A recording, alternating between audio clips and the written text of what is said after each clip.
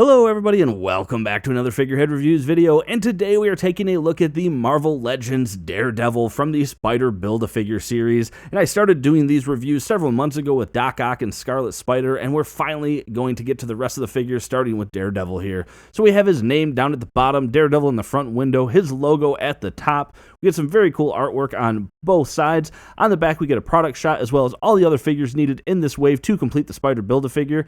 And then at the top we have the read-up. Martial arts master Matt Murdock suits up in black to fight the villains of Hell's Kitchen as Daredevil. And down here at the bottom we have the UPC code, so you can check with your local retailer to see if they have this in stock. But enough about that, let's get this open and take a look at Daredevil.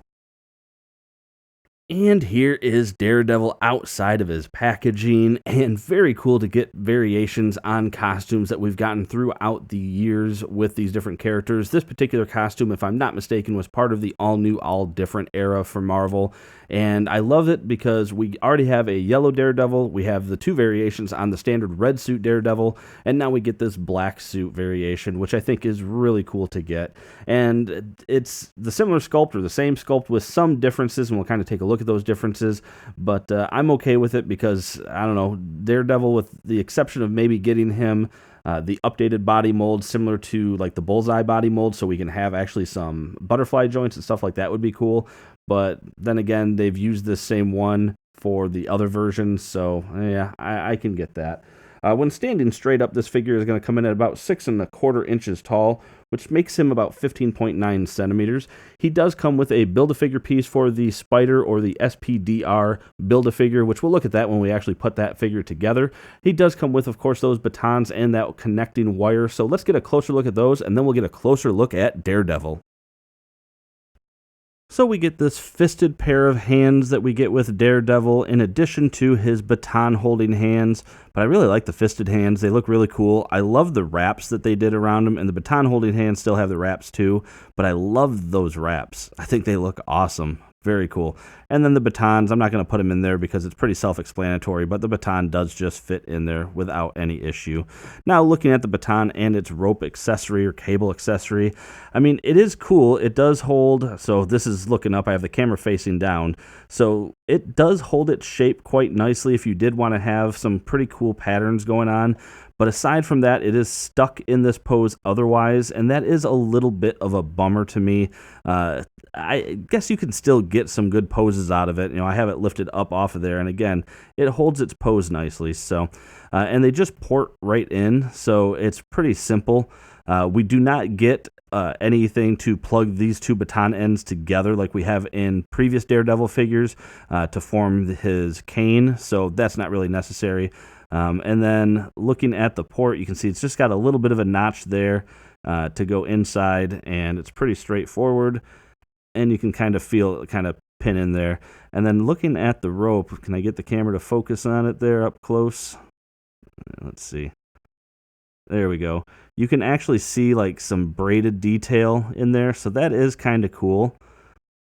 And maybe a little too exposed, but you can kind of see that. But one of the things I did try, I have this wire here that I use when I'm making my Spider-Man webbing. So I just took a single strand of this, curled up the ends, and then what I did is you can actually just fit that little curled end into one of the baton ends there, and it'll hold on there really well. And then this gets you a lot more flexibility to coil and shape and do all sorts of stuff. So real quick, maybe I'll kind of just take a shot here and let you see one of the things I've done with this wire with these batons. So just real quick, I wanted to show kind of an idea of what you could do with some of the posing when you have the other wire there. So just sticking out of both of those, and you got it just simply wrapping around, and you get, you know, the cool swan dive version. But I think that looks really cool, being able to have some of that wiring connecting those two. It looks straight out of the comic book. So just an idea for tips and posing if you wanted to do something like that. And getting up close to Daredevil here, we can see the same head sculpt that we've seen with the other Daredevil figures, which isn't to say that's a bad thing. The head sculpt actually is really well done. I like how the horns come out. I like the furrowed brow there. We get really cool with the ear. You can see the shape of the ear on the mask on the side. And then the flesh tone is really well done, and I like the sculpt on it as well. The paint is a little bit sloppy there around the mask. It looks like they could have done a better job applying that flesh tone paint. Doesn't quite fill in all the way from the looks of things, so that is a little bit of a bummer, but I love the red eyes, and yeah, I think it just looks really cool. And honestly, from a distance, you barely even notice the issue with that flesh tone. But looking down at the rest of the figure, so we get the Bucky cap mold. You can always tell the Bucky cap mold. I always look for those two veins right there in the shoulder. I don't know if anything else gives it away, but that's always my go-to thing. But looking at the logo for Daredevil, very cool looking. Little bit of a missed spot there on that lower D, but I think that looks really, really cool. And I mean, the Bucky cap mold still holds up pretty well, but I don't know. I'm starting to not like the musculature more and more as I see it, and especially the more that I see some of these new figures. I'm liking how some of the body sculpts look on those, but yeah, it's still not bad. We get another look at those wraps there, so I mentioned that when we were looking at his hands. I think they just, yeah, I like it. They look very cool. Belt, pretty standard looking. It is a loose belt too, but yeah, nothing real surprising there. And then we do have, of course, the holster. I forgot to mention this for his batons, but you can take both of his batons there, and you can actually just have them sitting in there if you wanted to. And then, yeah, there you go. So that is cool. I did have to pull mine up really far, though, because it was so low that it was interfering with this joint. And I had kind of a hard time. It feels really like, I feel like I'm going to break this bottom one, but I got it above the knee joint, so I'm okay with that. So, and then going down to the boots, very cool looking, and he kind of has a little loose articulation here on this particular foot, but the boots look cool, the laces look neat. Yeah, I like it. So, very cool looking figure.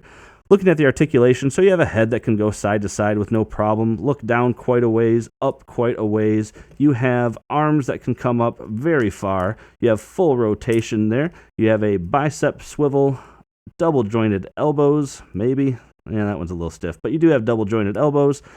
And then you have rotation and a hinge on all the hands. You have an ab crunch that can go down, and not too bad, can go back quite a ways, very clicky one too. You have waist rotation, legs that can come apart that far, kick forward that far, backwards a little ways, upper thigh cut, the double jointed knees I mentioned. You have a boot cut, and then you do have a hinge and ankle pivot. And for a quick comparison, here are some of the other Daredevil figures that we've gotten throughout the year. So we have the current figure that we're reviewing right now, Daredevil in the black suit. We have the original Hobgoblin Wave Daredevil in the red suit. And then we have the Walgreens exclusive classic yellow suit.